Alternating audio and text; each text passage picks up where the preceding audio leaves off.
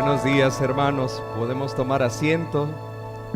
Gracias al Señor por todo este tiempo de preparación también, ¿verdad? Para recibir la palabra de Dios en esta mañana. Sean todos muy bienvenidos este domingo, que tal y como escuchábamos en el boletín informativo, la cristiandad conmemora la entrada triunfal de Jesús como nuestro Mesías, como el Rey de Reyes, como el descendiente de David que iba a venir a gobernar. Cuando vemos dos manos como estas, una, ¿verdad?, arriba, la otra abajo, es una expresión justamente de ayuda, de apoyo. Y siempre lo que nosotros debemos buscar y procurar es servir y apoyar a los demás. El Señor Jesús expresó en Marcos 10:45 la misión por la cual Él había venido. Porque el Hijo del Hombre no vino para ser servido, sino para servir y para dar su vida en rescate por muchos. El Señor Jesús, cuando vino, el ejemplo que nos dio es que no vino como una persona a gobernar, a imponerse, sino que su credencial, su tarjeta de presentación, su distintivo fue el servicio. Y la palabra servir que aparece allí es la palabra diaconía, ¿verdad? De donde se origina nuestra palabra castellana diáconos. De allí, hermanos, que en un sentido genérico, todos los que hemos nacido de nuevo, jóvenes o niños, adultos, todas las personas, todos los creyentes, debemos ser servidores los unos de los otros. Pero cuando se trata del ministerio diaconal, porque es un ministerio identificado en la palabra, la Escritura nos da también algunos elementos a considerar para esa categoría, ese servicio, ese llamado que Dios hace a algunos hombres. Por ello, esta mañana he titulado el mensaje Identificando a un servidor. Identificando a un servidor. Cuando nosotros vemos las manos de alguien, las manos por lo general hablan, ¿verdad? Usted puede ver las manos de un mecánico, por ejemplo, ¿verdad? Y un mecánico tiene las evidencias de ese trabajo físico que hace. O las manos de un carpintero, no sé si ha logrado ver alguna vez las manos de un carpintero. Las manos de una ama de casa también, ¿verdad? Algunas de ellas pues no tienen el apoyo en casa de otra persona y les toca hacer todas las actividades y sus manos son testigos de esto. Pues hermanos, esta mañana quiero animarles que en un sentido, así como identificamos a una persona con algunas características por ver sus manos, así este día que vamos a proponer a algunos hermanos para el diaconado, podamos identificarlos a la luz de la palabra. Acompáñenme a 1 Timoteo capítulo 3, versículo 8, cuando dice la Escritura: los diáconos asimismo deben ser honestos, sin doblez, no dados a mucho vino, no codiciosos de ganancias deshonestas, que guarden el misterio de la fe con limpia conciencia, y estos también sean sometidos a prueba primero, y entonces ejerzan el diaconado si son irreprensibles. Las mujeres asimismo sean honestas, no calumniadoras, sino sobrias, fieles en todo. Los diáconos sean maridos de una sola mujer y que gobiernen bien sus hijos y sus casas, porque los que ejerzan bien el diaconado ganan para sí un grado honroso y mucha confianza en la fe que es en Cristo Jesús. La gran pregunta que nosotros tenemos que hacernos en esta mañana es si solamente los hombres que van a servir públicamente al Señor deberían tener este perfil. Creo que más bien la intención de Dios es que el Espíritu pueda obrar de tal manera en todos los hombres de una congregación que haya una gran cantidad de opciones cuando se trata de involucrarse al ministerio diaconal. Que nuestra vida refleje el fruto del Espíritu Santo de tal manera que cada hombre esté casado con una sola mujer sin serle infiel a ella. Que cada hombre sea sobrio en cuanto a las bebidas alcohólicas y que no se dé licencias de beber unas cuantas a escondidas o los fines de semana. Que cada hombre pueda ser devoto de su relación con el Señor y manifestarlo en la manera que maneja sus finanzas.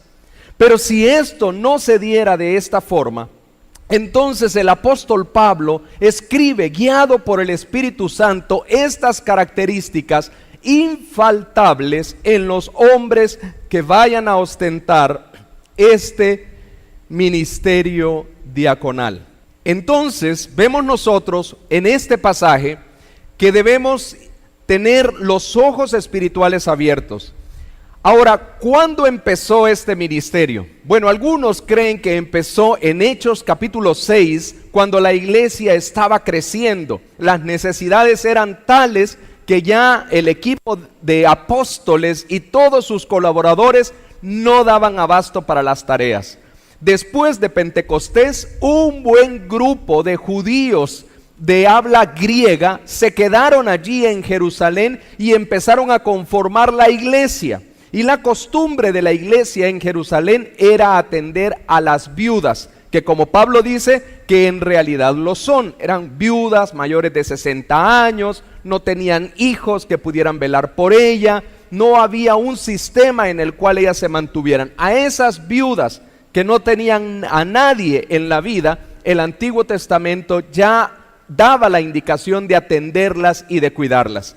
Pero en esa atención, las viudas de los griegos, de los helenistas, de los de habla griega, no estaban siendo bien atendidas, y se da este pasaje que expresa: buscad pues, hermanos, de entre vosotros 7 varones de buen testimonio, llenos del Espíritu Santo y de sabiduría, a quienes encarguemos de este trabajo. Amados hermanos, ¿qué pasaría en su familia si los hombres que están al frente, el hombre que está al frente de su hogar, fuese un hombre de buen testimonio, lleno del Espíritu Santo y lleno de sabiduría? Hermanos, el impacto que causamos alrededor de aquellos que nos ven, el impacto que causamos al interior de la casa, se vuelve evidente. Este texto no está diciendo en ningún momento que sean hombres perfectos. Si así fuera, el Espíritu Santo no nos hubiera dejado registrados pasajes como el altercado que tuvieron Pablo y Bernabé allá en Hechos capítulo 15 y 16. Porque no habla de la perfección, sino que habla de una trayectoria, habla de un distintivo.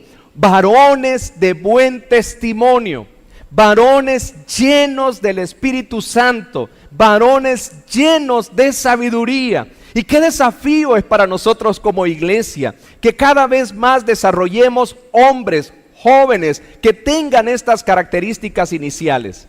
Ahora, en ese pasaje no aparece la palabra diácono como título, como oficio, pero sí aparece la palabra diaconía, el verbo, y aparece en 2 ocasiones en Hechos capítulo 6, de manera que algunos consideran que este es el insumo básico.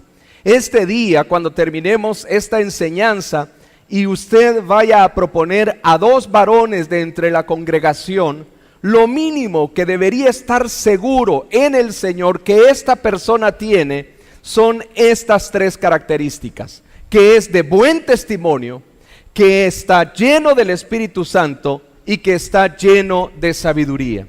¿Cómo se conoce el testimonio? Bueno, hermanos, es una trayectoria. Hoy hasta el Facebook nos ayuda para ver el testimonio de una persona. Y nosotros podemos indagarnos, escuchar, somos una comunidad y nos comunicamos muy bien los unos con los otros. Así que de esta manera nosotros sabemos el testimonio de nuestros hermanos. La llenura del Espíritu Santo se manifiesta por el fruto del Espíritu Santo: amor, gozo, paz, paciencia, benignidad, bondad, fe, mansedumbre y dominio propio. Si de pronto, ¿verdad?, usted ve a esta persona, pero es de los que en el parqueo, por una pequeña cosita ya explota, ¿verdad?, y dice: voy a poner una demanda, ¿verdad?, porque qué barbaridad, ¿cómo es esto posible? Bueno, entonces considere, ¿verdad?, si está lleno del Espíritu. Eso no quita, hermanos, que debemos servir a nuestros hermanos e ir a mover nuestros vehículos lo más pronto posible, ¿verdad? Pero además dice: llenos de sabiduría. Que el consejo, que la palabra que transmiten, hermanos, aporta a una situación, ayuda a resolver, tienen una perspectiva espiritual de la vida, y lo que expresan, amados hermanos, edifica, contribuye, no dificulta. Ustedes saben que para eso nos pintamos solos los salvadoreños, ¿verdad? Para señalar el problema, para señalar el error, pero aquí estaban buscando una solución. Aquí no estaban buscando los apóstoles, ¿verdad?, hombres que llegaran a hacerles un diagnóstico y les dijeran: no, es que el problema es que ustedes no dan abasto. Pues si eso ya sabemos, le decían los apóstoles. Lo que necesitamos son manos, hombres que tengan un testimonio bueno, dispuestos a servir, a enrollarse las mangas y venir a trabajar para servir a las mesas. Y entonces fue que surge ese contexto. 3 son las cosas que deberíamos identificar en estos servidores, en aquellos hermanos que van a ser parte del ministerio diaconal. Primero, identifiquemos su carácter. Identifiquemos su carácter. Veamos cómo nos lo dice la Escritura. Lo he enlistado aquí para que sea un poco más fácil para nosotros. La palabra de Dios nos habla por lo menos de 9 características que quiero plantearles a ustedes, que en cuanto al carácter de un servidor en el ministerio diaconal deberían estar presentes. Y estas características, algunas son citadas solamente en relación a los ancianos. Pero recuerden lo que dice el apóstol Pablo al inicio del versículo 8 del capítulo 3 de 1 Timoteo. Los diáconos asimismo. Está hablando de que de la misma manera que los ancianos, los obispos, debemos tener algunas características, los pastores, los servidores de Dios de una congregación, así también los que sirven en el ministerio diaconal. El ministerio diaconal no es un ministerio menor a cualquier otro ministerio. Pero de la misma manera que en la casa el Señor ha puesto un orden de autoridad, así lo hace también en la iglesia. Es un ministerio sujeto a la autoridad pastoral. Y entonces menciona que este servidor debe tener 9 características en su carácter. Primero, prudente, que sea un hombre cuyas palabras, cuya conducta esté marcada justamente por la prudencia y no la imprudencia. Que no se deje llevar por las primeras impresiones, que pueda indagarse muy bien de la situación para dar un aporte que justamente contribuya. Y entonces vemos nosotros que además dice acá, sin doblez. Bueno, de hecho traduce, ¿verdad?, la Reina Valera la primera como honestos, pero sería más vinculado a la prudencia. Cuando dice sin doblez, se refiere justamente a su palabra. Bueno, aquí lo vamos a ver más adelante, porque esta no tiene que ver justamente con el carácter. Luego dice decoroso. Dice el versículo 2, ¿verdad? Esta está vinculada justamente a los ancianos, ¿verdad? Cuando dice que debe ser decoroso, versículo 2, pero es necesario que el obispo sea irreprensible, marido de una sola mujer, sobrio, prudente, y dice acá decoroso. Como una parte del carácter de este hombre, es alguien que luce las virtudes del Espíritu de Dios y que trae decoro a la causa de Cristo, que no trae justamente una actitud de crítica o de juicio a la causa del Señor, sino de decoro. Luego dice que debe ser sobrio también. Y esto se vincula, como lo vamos a ver más adelante, no dado al mucho vino. Hablando de que tiene un carácter que busca el balance, la sobriedad, que no se deja llevar por las pasiones, que no se deja llevar por los temores y que es dado también a la oración, ya sea que tenga el don para buscar la oración o sencillamente porque reconoce la necesidad y la causa de llevar las causas al Señor. Sobrio. No iracundo. Esta también la vemos en Tito 1:7 en relación a los ancianos. Y habla de que no debería ser una persona irascible. En buen salvadoreño podríamos decir que no sea de mecha corta, que no sea una persona que cualquier cosa le enoja, que por cualquier cosa arma un escándalo, arma una cosa grande y entonces pone un ambiente tenso porque hay ira en el corazón de esta persona. Una persona así no debería servir dentro del ministerio diaconal.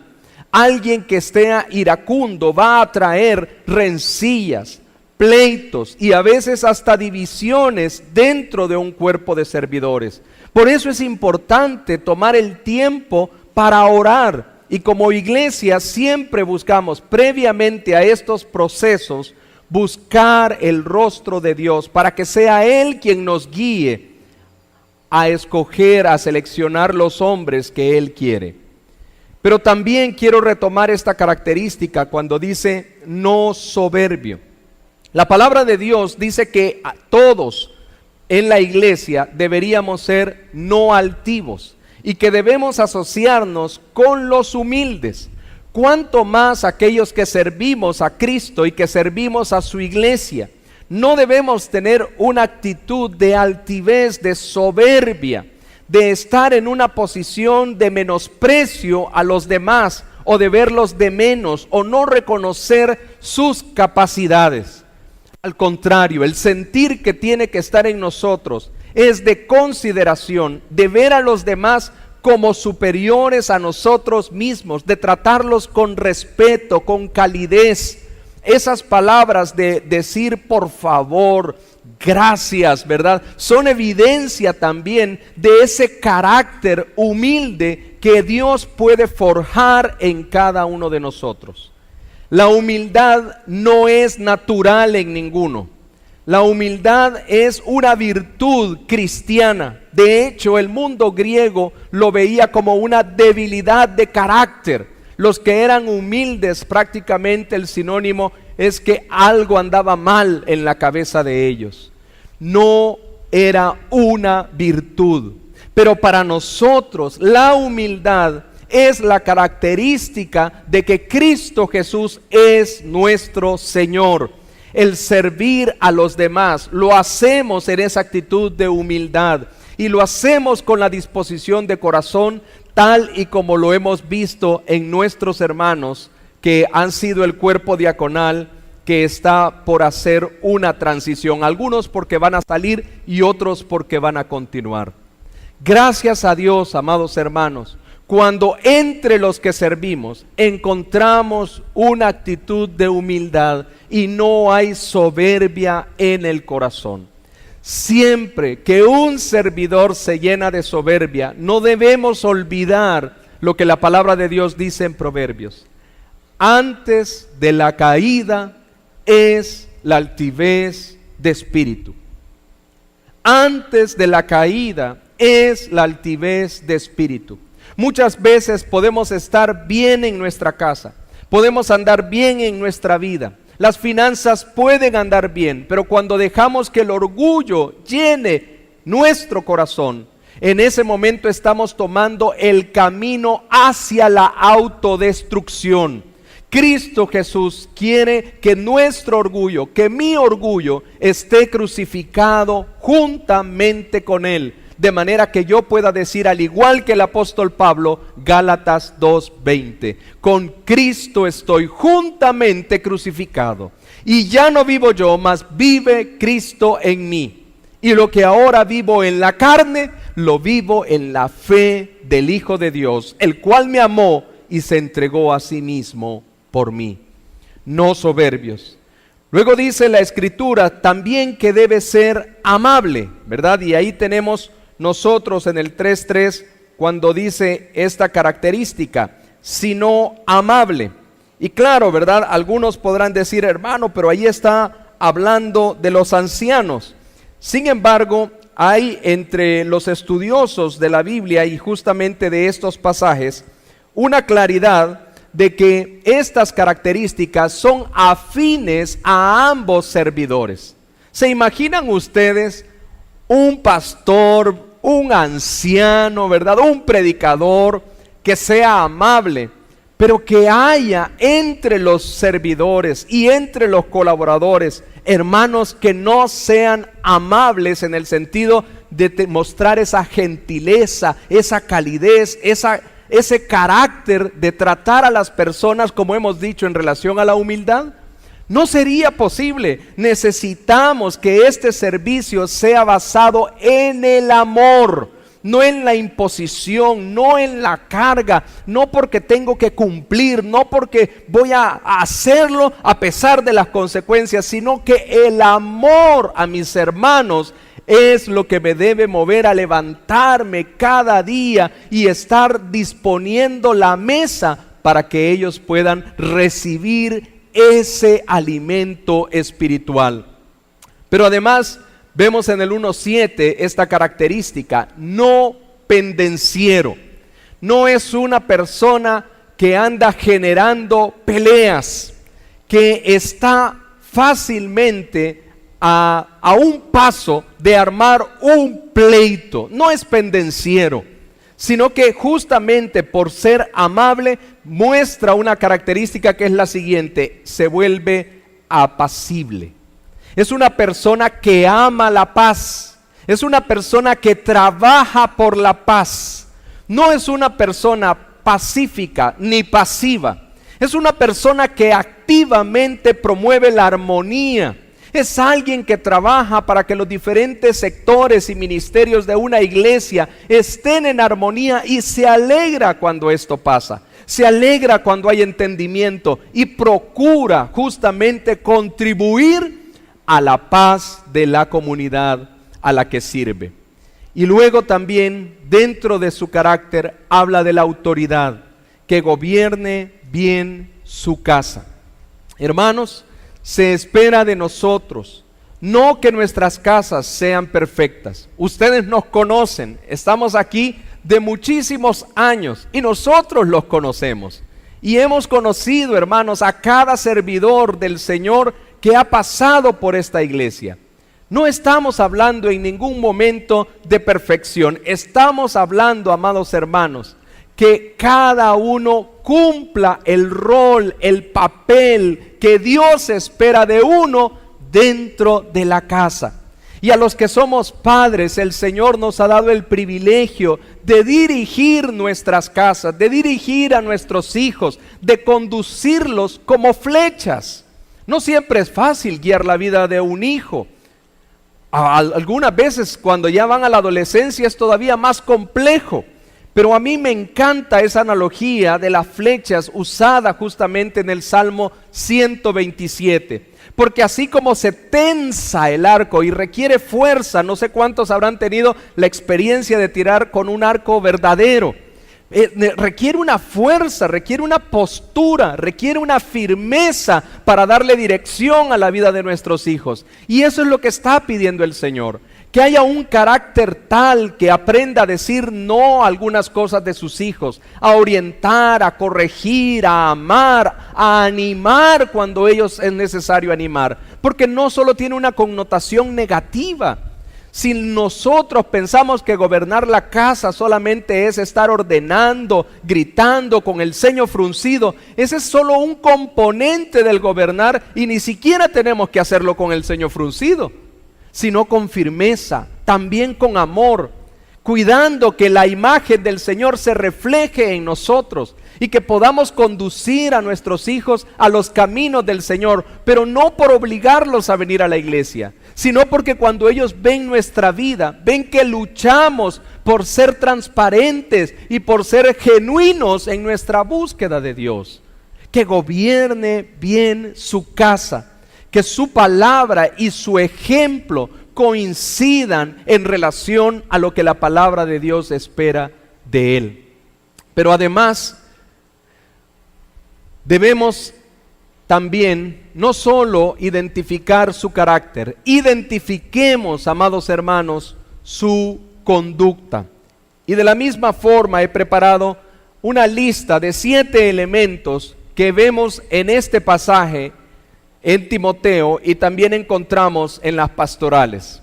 Primero, amados hermanos, se espera de un siervo de Dios que sea honesto, que su honestidad, que sea un hombre que tenga probidad, que su trayectoria refleje precisamente esa correspondencia al carácter, que en todo lo que él haga desecha la mentira, desecha las murmuraciones, no es dado a ese tipo de conversaciones, sino que es un hombre honesto, sin doblez, cuya palabra él la dice y la mantiene, aun cuando la palabra que haya dicho le afecte a él. Es la característica que vemos en el Salmo 15 también, de aquel hombre que verá y habitará en el tabernáculo del Señor, que es aquel que aunque haya dicho algo en daño suyo, no por eso se retracta, no ajusta las cosas a su conveniencia,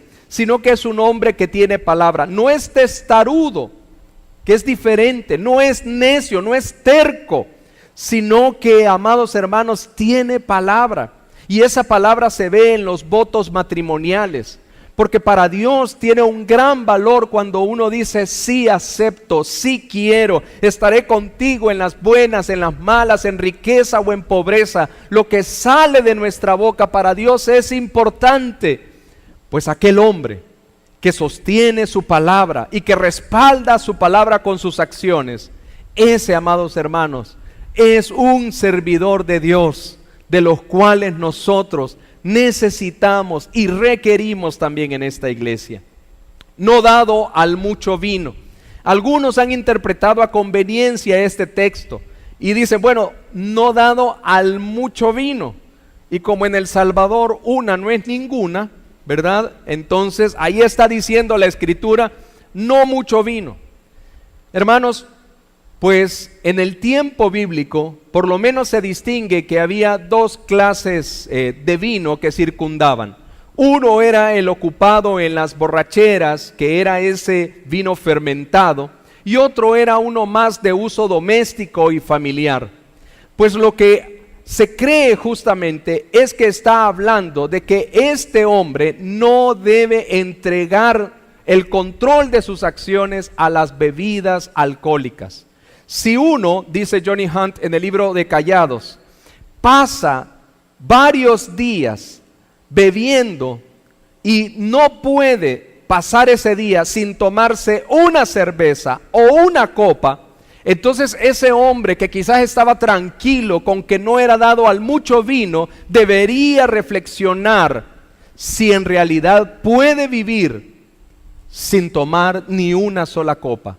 Esto es lo que hizo que George W. Bush dejara justamente la bebida casi de un momento para otro, porque él se dio cuenta que no podía pasar ni un solo día sin beber, aunque sea un poquito, aunque fuera solamente como un bebedor social. Habla de un hombre cuya conducta en ese sentido no depende de sustancias externas, de una droga, de un alcohol o de otra situación que le puede hacer perder el control. En este sentido, amados hermanos, es importante para nosotros también considerar esto en su conducta. Luego dice: no codicioso de ganancias deshonestas. Y muchos de nosotros podríamos decir: pues claro, ¿verdad? Si él está tocando los diezmos del Señor, ¿cómo podríamos tener a una persona codiciosa de ganancias deshonestas? No podríamos, pero no solo se refiere a eso, se refiere a la manera en que hacen los negocios, el tipo de socios con los cuales está relacionado. En este sentido, es tremenda la implicación que tiene este versículo, pero obviamente habla que en su corazón no haya un amor hacia las riquezas de tal manera que las ponga por encima incluso del Señor. No codicioso de ganancias deshonestas, vigilante de los principios de la fe. Hermanos, en cuanto a la cristiandad, hay formas y hay elementos de fondo.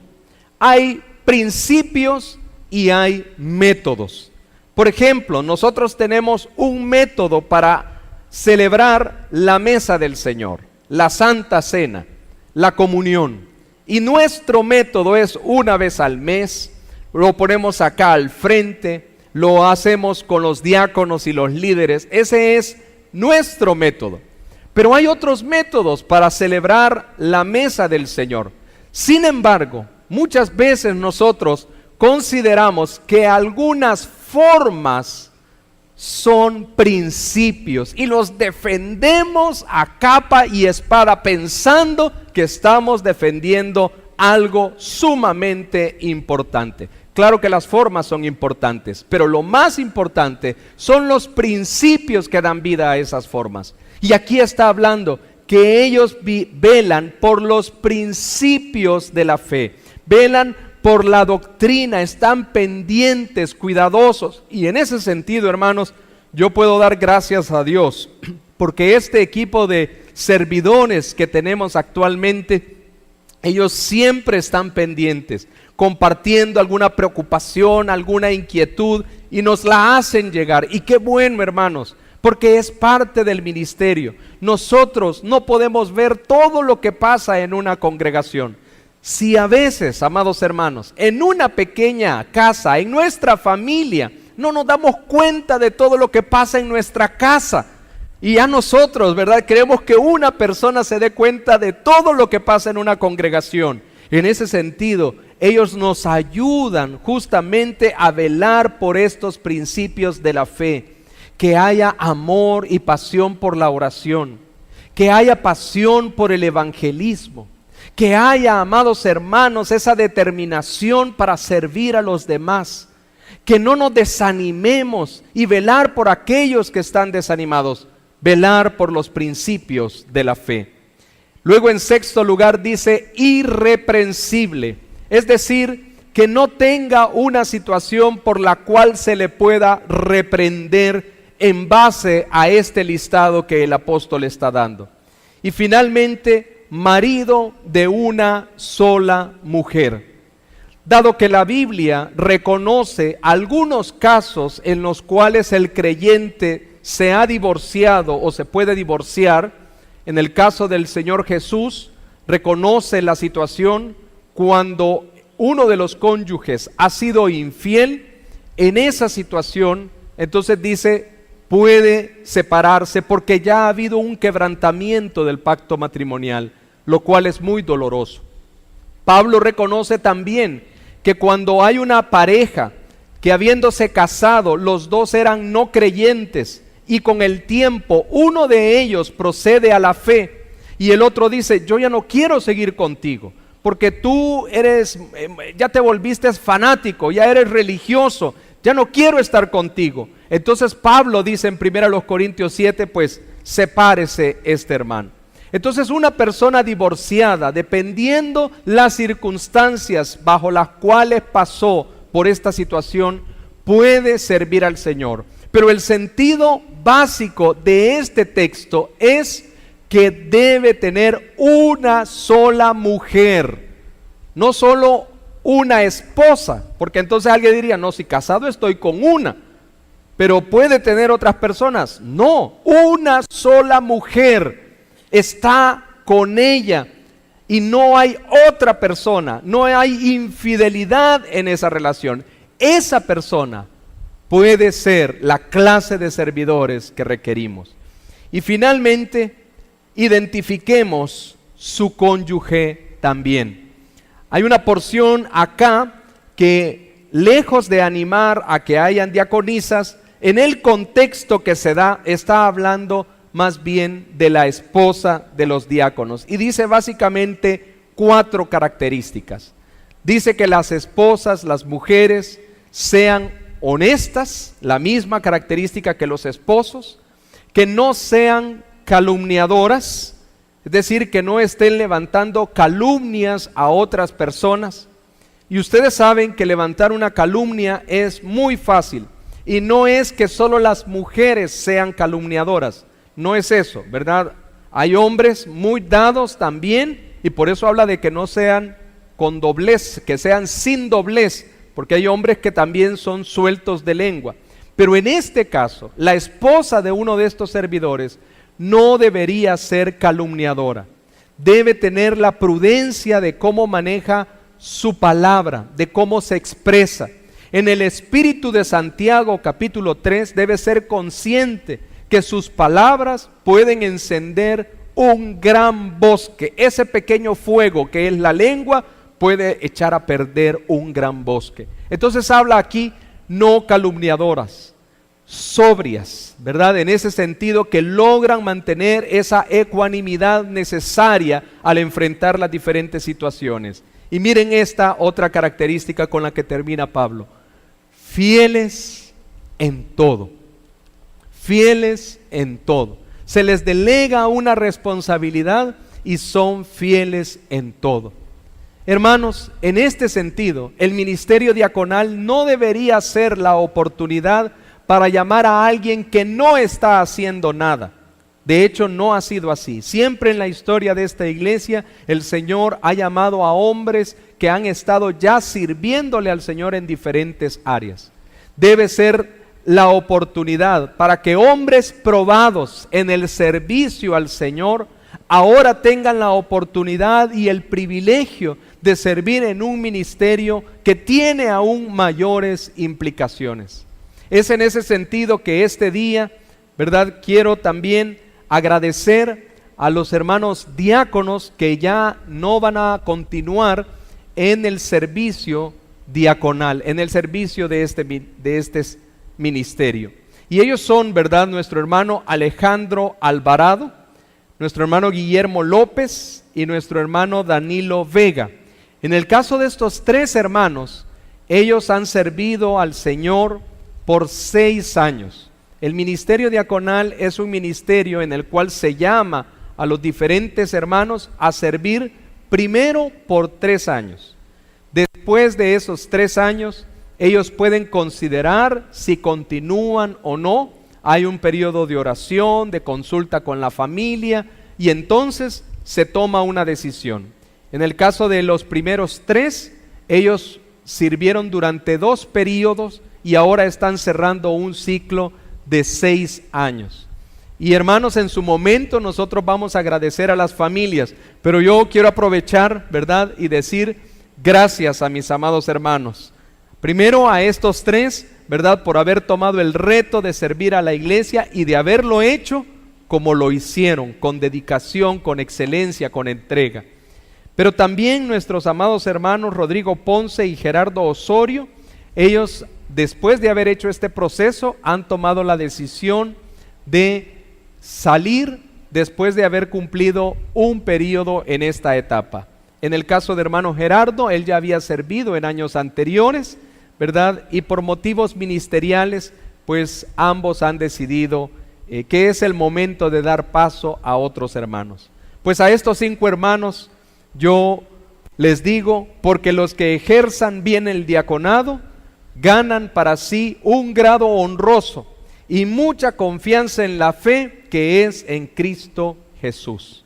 Y como son servidores, amados hermanos, cuando ya el 1 de julio, ¿verdad?, ya no estén en el ministerio diaconal, yo les animo para que desde ya estén orando como familias y pensando en el ministerio que se van a involucrar, porque son servidores, amados hermanos, y tenemos que seguir poniendo nuestros dones al servicio del Señor.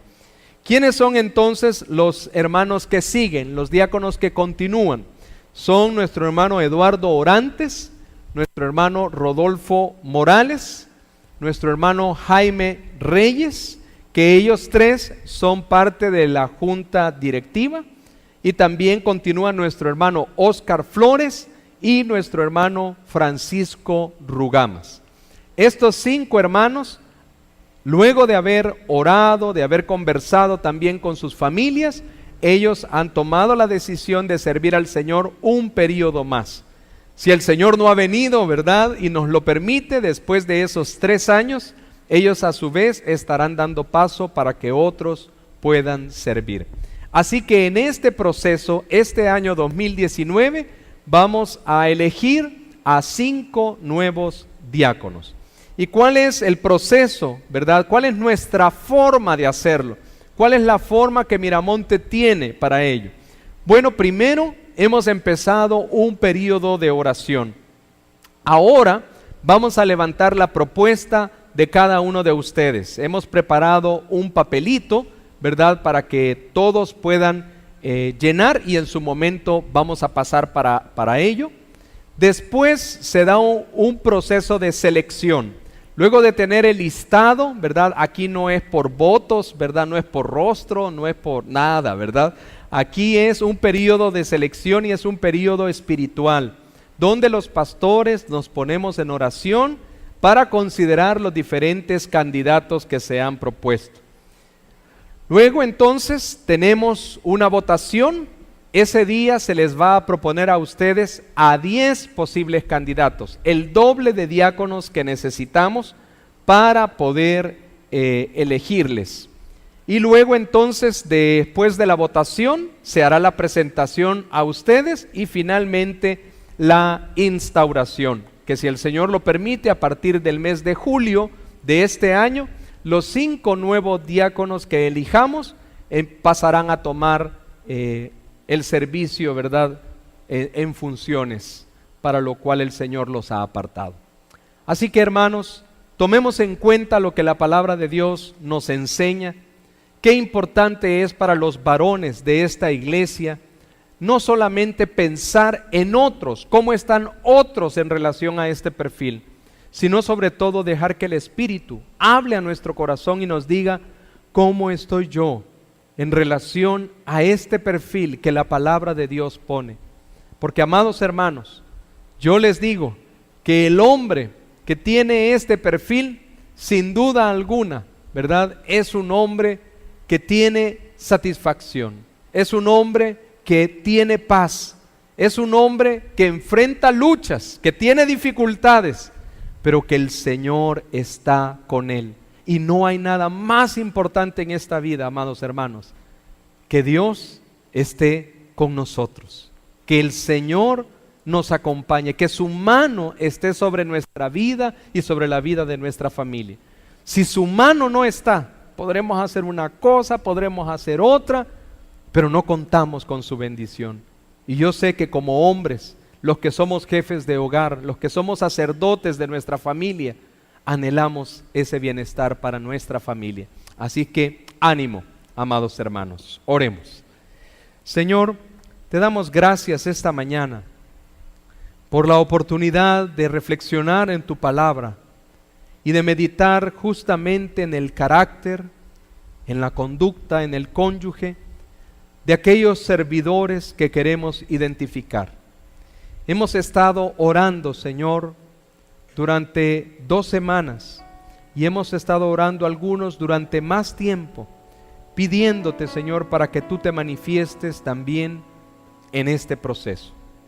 Desde ya ponemos en tus manos la decisión que vamos a tomar en esta mañana.